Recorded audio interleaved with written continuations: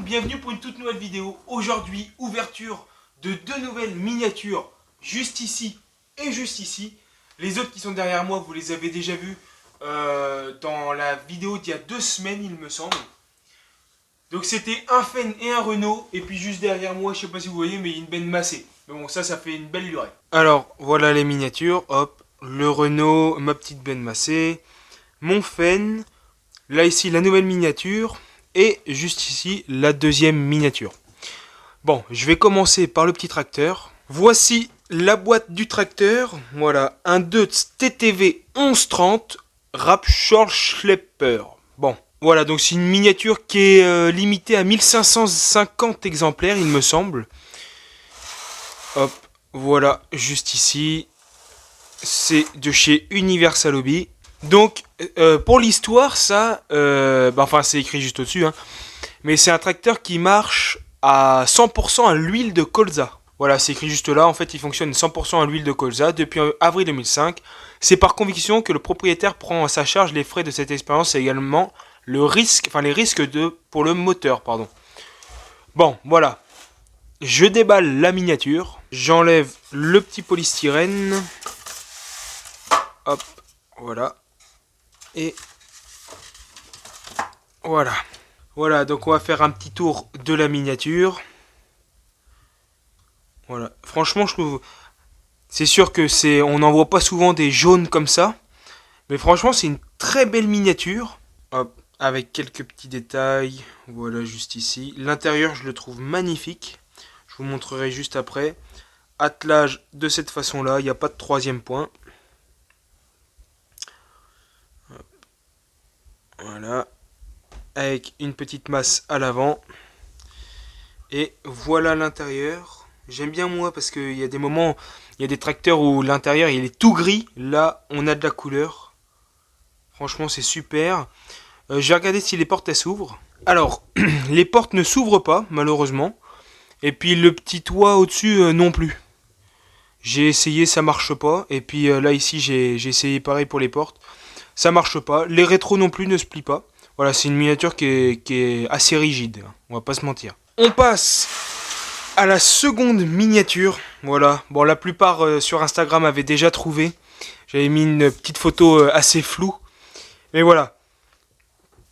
Classe Jaguar 900, limité 1500 pièces. Green Eye plus RU 600. Hop, voilà. Ma toute première réelle ensileuse. J'ai déjà eu une ensileuse dans un colis, c'était du CQ. Mais là voilà, oh, elle est trop belle. Je l'ai pas encore déballée, jamais sorti, rien du tout, tout est neuf. Je remercie Agrimodel by Théo. Parce que c'est grâce à lui que j'ai cette miniature et je l'ai eu avec vraiment une très belle réduction. Hein. Je vais pas vous mentir, une très très belle réduction. Donc voilà, merci à lui. Voilà, le tour de la boîte. Franchement, c'est une très très belle boîte. J'aime bien les deux yeux derrière. Franchement, c'est vraiment le top. Mais après, c'est une boîte qui prend de la place. Hein. Mais franchement, c'est vraiment le top du top. Bon, je suis parti. Je vais l'ouvrir. Oh, c'est la première fois que je vais la toucher. Oh, ça a l'air tellement fragile par contre. C'est impressionnant. Mais ça a l'air tellement détaillé.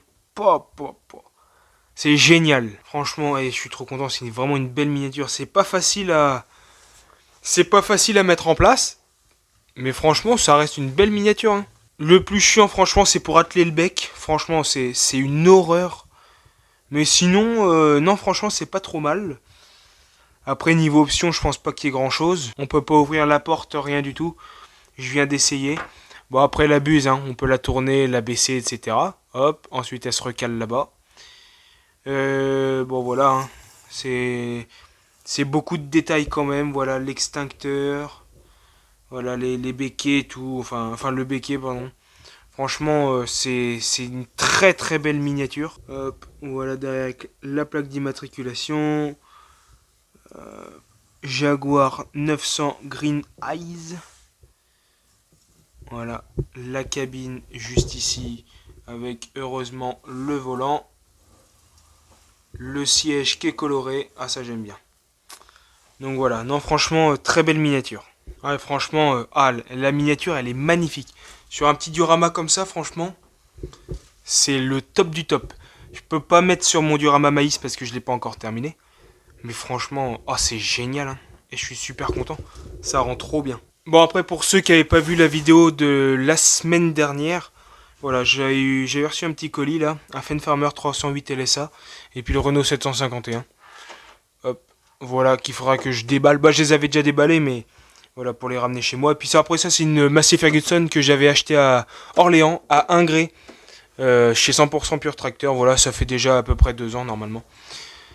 Donc voilà, hop, avec les nouvelles miniatures.